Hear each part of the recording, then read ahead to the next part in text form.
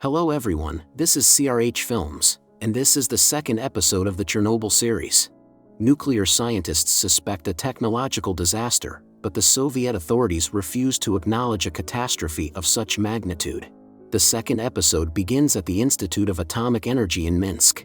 Scientist Uliana Khomyuk, along with her subordinate, detects elevated levels of radiation. She takes a biomaterial from the glass and heads to the laboratory.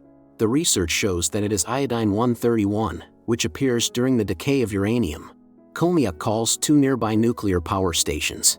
The first one reports that they themselves do not understand the cause of the radiation increase, and the Chernobyl workers do not respond at all. Armed with this information, Khomyuk goes to the party secretary to report the impending disaster. However, the man does not take the statement seriously, as he has been informed that everything is under control. Meanwhile, firefighters who have been near the open reactor all night are brought to the hospital in Pripyat. One of the workers suspects that the redness on the firefighters' bodies is radiation burns. She orders all the rescuers' clothing to be stripped off and taken to the basement. As a result, the doctors themselves suffer from radiation burns. Lyudmila Ignatenko barely manages to break through the security to get to the hospital to visit her husband.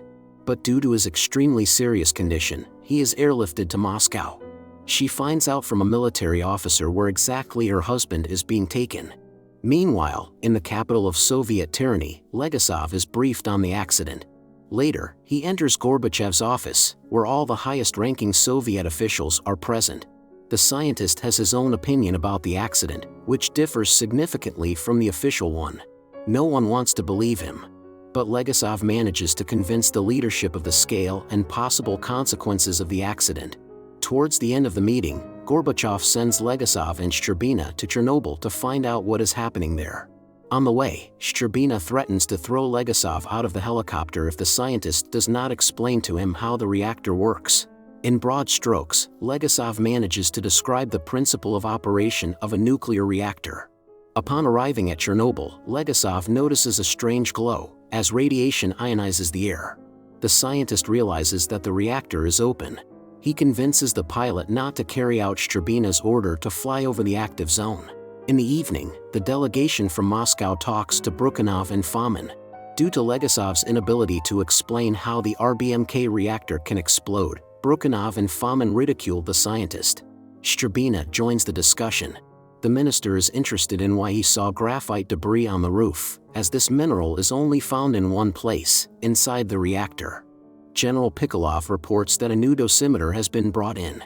The military officer sits in a lead-line car with a dosimeter attached to the hood and drives around the reactor. Upon arrival, he reports that the previously stated radiation background of 3.5 Röntgen does not correspond to reality. In fact, it is 15,000 Röntgen. Shcherbina thanks Brukhanov and Fomin for their service and orders the policemen to escort the men to the local executive committee. Later, Legasov proposes a plan to eliminate the accident, to bury the reactor with boron and sand, and to immediately begin the evacuation of the population.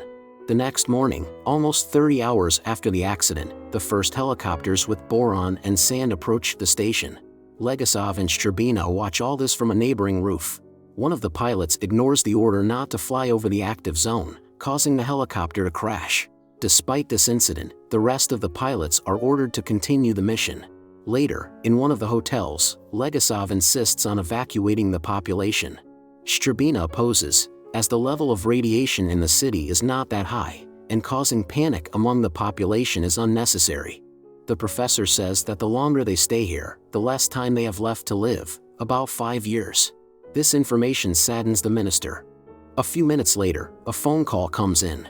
The minister is informed that the world has learned about the technological disaster, and the press has spread the news. 38 hours after the accident, mass evacuation begins. Buses start arriving in the city. Residents are allowed to take only the essentials. Pets are left behind. In just a few hours, Pripyat turns into a ghost town. In the evening, Uliana Khomyuk, who was detained at the entrance to the city, is brought to the professor and the minister. She tells about a new threat. Due to the boron and sand dumps, the temperature inside the reactor has increased. The molten fuel may reach the water reservoirs, which have accumulated due to firefighting.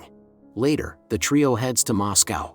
Meanwhile, the news reports on the tragedy at Chernobyl, But the Soviet authorities, true to their repertoire, do not disclose the scale of the tragedy. At a meeting, Gorbachev is briefed on a new possible disaster. If nuclear fuel reaches the water reservoirs, a thermal explosion will occur.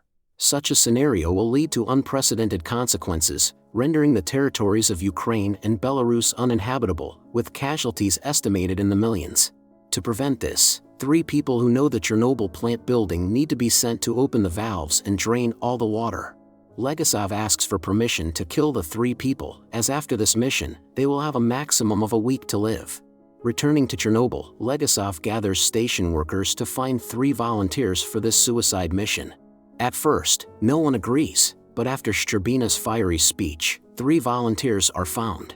Ananenko, Baranov, and Bezbalov, these are the people who, at the cost of their own lives, gave millions of others a chance to live. The men are dressed in the highest level of protective diving suits. The trio descends into the flooded corridors of the station. They go further and further, illuminating the way with flashlights. But the radiation levels are too high, causing the equipment to fail, and the flashlights go out. And with that, the second episode of the series ends.